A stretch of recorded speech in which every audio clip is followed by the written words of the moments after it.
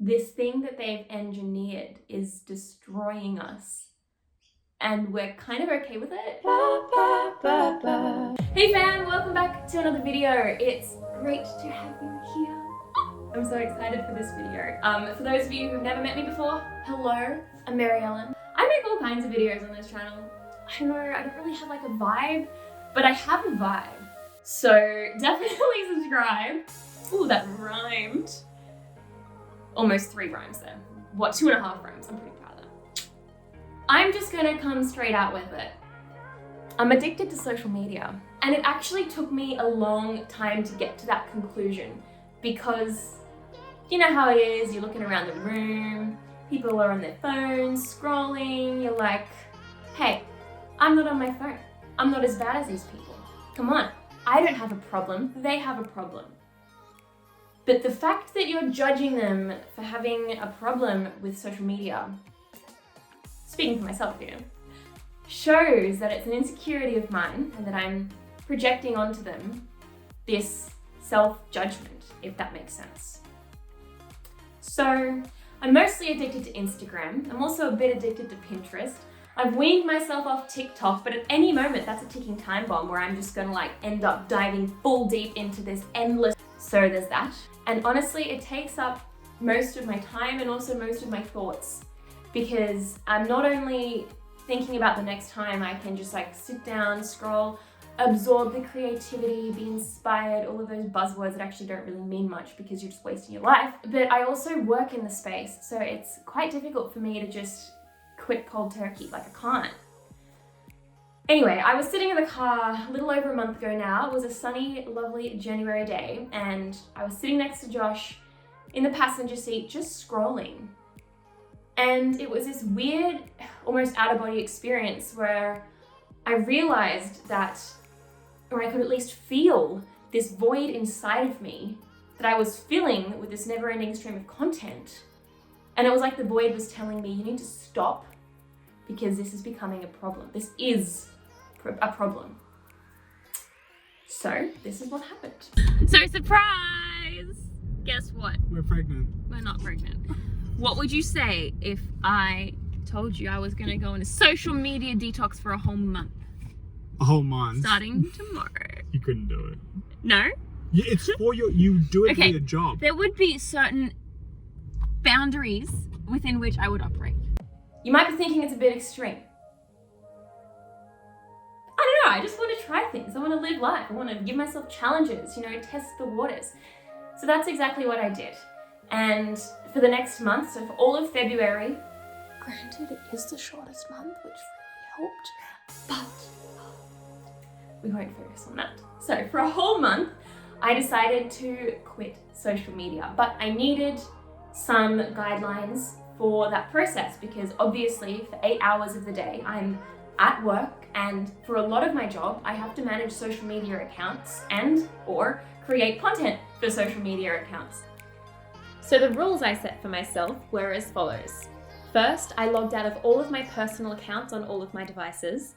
Second, I set a timer for the work accounts that I was still logged into for 15 minutes in case I needed to post anything directly to the platform, like stories. The third was that I only scheduled content where I could through an external program like Hootsuite.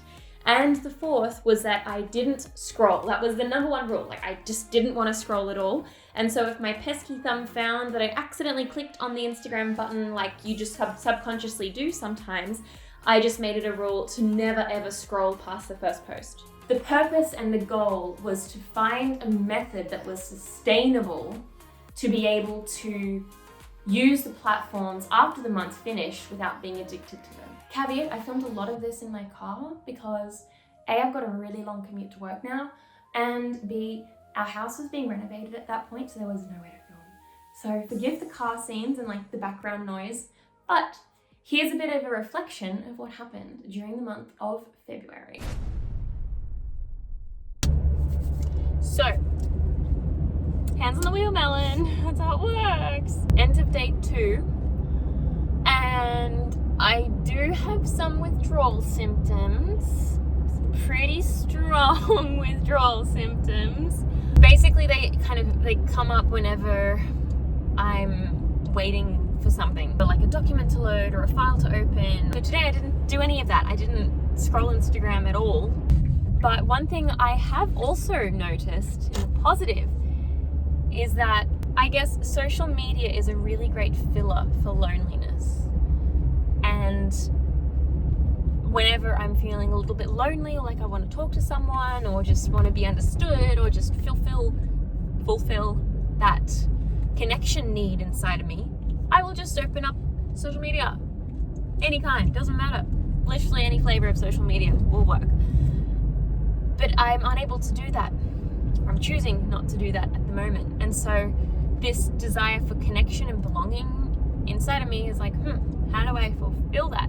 Like, how do you talk to people? How do you have conversations? I don't know. So yeah, I suddenly have a desire to message people. So if you're getting a message from me soon, it's probably because I'm doing a social media fast. Haha, lucky you. So that first week of my social media fast was just the best. I was waking up early to do my devotions in the morning rather than scroll social media. I was doing chores and I was cleaning, or at least attempting to.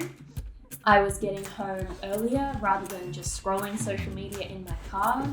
And I was just being really productive. I was caught up on all of the chores I had to do. I even tried to do some cool YouTube transitions, being like those cool TikTokers, but we need to work on that one. I even took time for self-care, which very rarely happens. But then, about 4 days into the challenge, things took a turn for the worse. So it's probably been, I think, a week since I gave you my last update on my social media fast. And things definitely took a turn for the worse, dramatically. Not only in the social media sphere, but also in the health sphere. In the sense that on Sunday, I got diagnosed with a kidney infection. So within about a half an hour period, I went from being completely normal to having full body shakes, hot and cold sweats, like rapid breathing, rapid heart rate, just feeling absolutely disgusting, like abdominal pain, back pain, everywhere pain. So got admitted to hospital and have now been obviously let go, taken home, rested, went back to work from home today, so I'm feeling a lot better. But let me just say that when you're sitting in an emergency room for 6-7 hours, yeah, you don't really have a lot to do, especially when you're not super prepared and don't have a charger nearby for your various devices. So I may or may not have binged on social media just a little bit. Just a bit. Not proud of it. Actually, this is the thing that always gets me. Like, whenever people make a new goal, it's like, I'm gonna lose that weight, I'm gonna go to the gym every day, or I'm going to journal every single day, or I'm gonna do this or that or whatever. Literally doesn't matter. Whatever the goal is, as soon as we have a bad day, and granted, kidney infection, wouldn't be going running every day, but with a social media challenge, it's very possible to still, not binge and scroll on social media with a kidney infection. But did I listen to my logical brain? No, I did not. And as humans, we love to indulge in whatever problem that we face, whatever excuse that we have. It's like, oh, I couldn't go running because it was raining, or oh, I couldn't go running because I woke up late today, or I couldn't journal because my hand was hurting. Literally doesn't matter. Make up any excuse. And so I had gone a total of 6 or 7 days. No, actually it was 8 days. So I had gone a total of 8 days without scrolling any social media whatsoever. Had only posted through external apps to my page and hadn't interacted with the posts at all. And yeah, after 8 days, I completely gave up and probably spent a total of 8 hours almost consistently just scrolling, catching up on everything and everyone, like figuring out what was happening in the world. And to be fair, I was in a bit of a lucid state, I want to say. I was not quite with it, so I don't really remember what I was scrolling. It was just something to do at the time. I also picked up chess. Thanks Queen's Gambit for that one. And I'm about a level 300, which is absolutely terrible. So have spent a few hours playing chess. That may be my new hobby to replace social media.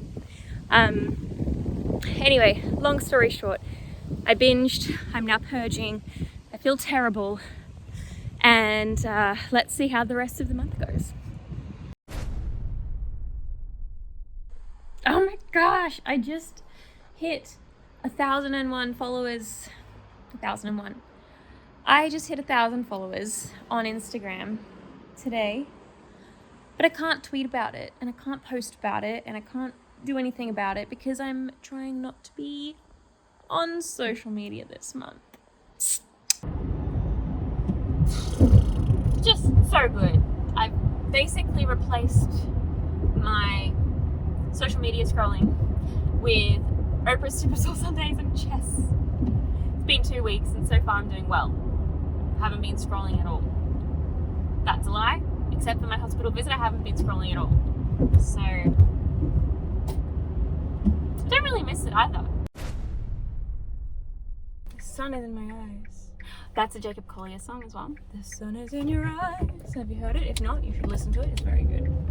So, to the point. I have 14 plus 6. So I've got like 1,400 messages and 6 message requests in my Instagram inbox. And I'm going crazy. Anyway, I'm faced with this internal battle at the moment.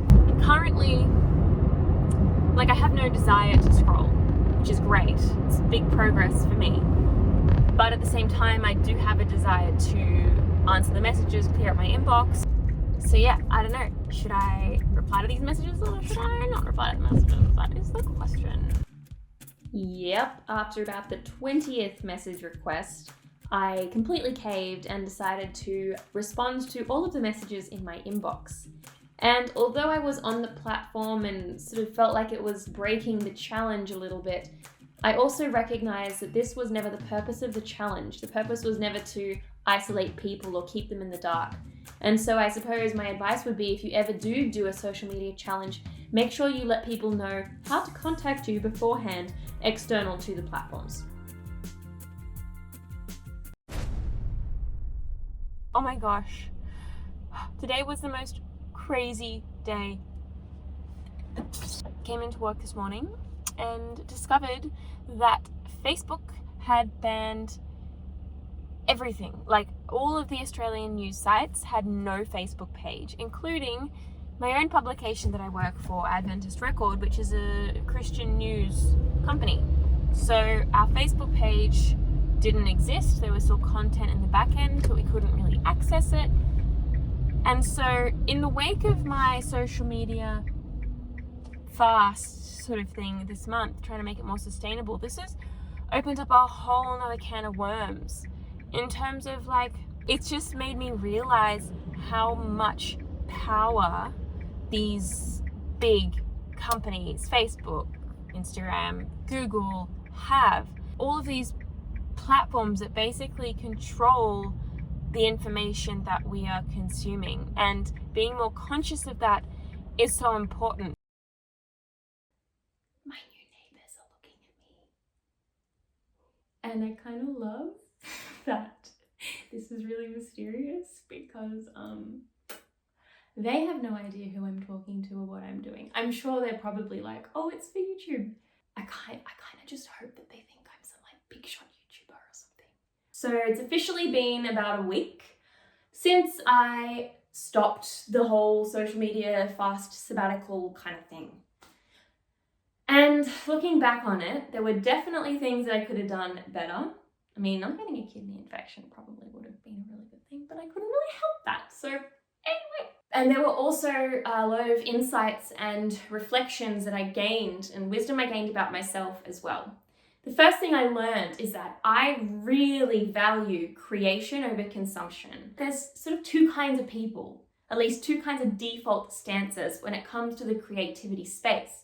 There is the person that consumes and reflects on creativity, but then there's also creation, and that's where you take the consumption aspect and you put it into action. What we need to say about consumption is that there's two kinds of consumption. There's passive consumption and active consumption.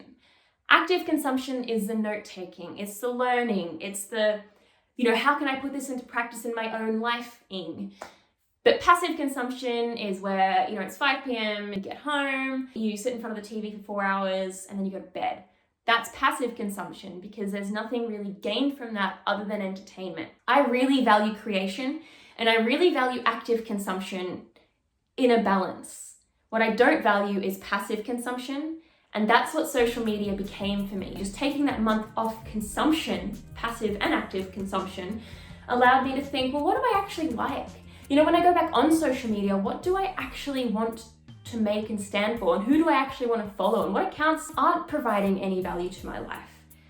So that was really, really helpful. The second lesson I've learned is that I think, anyway, it's a bit of a lie that we tell ourselves that social media is just this hole that we enter that takes up all of our time, and if we could just get out of that hole, we have all this time to do stuff. Yes, that's true. But what I found is that because I'm working all day and my mind is active all day, I've only got so much energy to continue to devote to other tasks that require energy. So say that I'm on social media 2 hours a day, right? So I've got 2 hours now in which to do something. But when I get home from work or when I wake up in the morning, I don't really feel like writing a chapter of that book or, going on that extra run during my day. It's just not... The brain wants to preserve itself and your energy wants to preserve itself. It's just how we work as humans. So I would find myself on other apps. But I downloaded the chess app, and in my spare time I was playing chess. And don't get me wrong, I've definitely improved my skills. That time could have been filled with a different kind of Sudoku or something, or learning a language or anything really. But chess, I never would have thought I'd be a chess player. Not that I am, oh my goodness. My brain needed something to wind down with. I think that's a really good take home for this whole process. If you're struggling with social media addiction, rather than just going cold turkey and then twiddling your thumbs, fill it with something that's a little bit more valuable, something you've always wanted to do, whether that's picking up guitar or painting or reading a book or playing chess or learning a language. There's all kinds of things you can do. But I would suggest, rather than filling it with more work, fill it with a more constructive hobby. So in summary, being off social media inspired my creativity. It allowed me time to adopt new hobbies. And what I discovered was that I often use social media as a placeholder for genuine human connection. That's not healthy because you get to the end of the day and you feel empty inside. And scrolling through stories and scrolling through the feed, I didn't realize how much that actually brought me down and made me feel bad about myself because I'm comparing myself to all these people with 1 million followers. It's never a good thing to do that, because the followers you have, and this is specifically for a social media context, but that's such a scarcity mindset because those 100, 500, 1,000, whatever followers that you have, you're downplaying them and devaluing them so much by being dissatisfied with that just because someone else has 1 million. Each of those people are people. They're not just a number. They are individuals who deserve to have attention given to them and who deserve to be poured into and to be helped. So it kind of transformed my whole perspective in the sense that now I'm not so focused on just getting followers and creating stuff in order to be popular or to be liked. No, Maryellen, you're wrong. That's so wrong. It's about pouring value into people. That's all it comes down to. Literally, that's all this life is about. That's all God has put us on this earth for. But the real question is, am I still addicted to social media? Yes. Yes, I am. I'm addicted still. But do I have tools in place and do I have a more sustainable method and framework for dealing with that now? Absolutely. It's so much easier just to say no now, to be like, well, actually, I'm not going to scroll, I'm going to create. I'm not going to scroll, I'm going to play chess. Or I'm not going to scroll, I'm going to catch up with someone. Absence makes the heart grow fonder, as they say, and the absence of social media has made my heart grow fonder for everything else in life. So if you're struggling with self-worth, maybe mental health, maybe a scarcity mindset, maybe interpersonal stuff, existential questions, or creativity, I hope you do it for you as well. I hope this has inspired you. I hope this helps you, but just know that they're the things I'm really passionate about and they're the things that I struggle with. Subscribe to this channel if you're interested in content like that. Hit that subscribe button. I will see you soon. Love you all. See ya.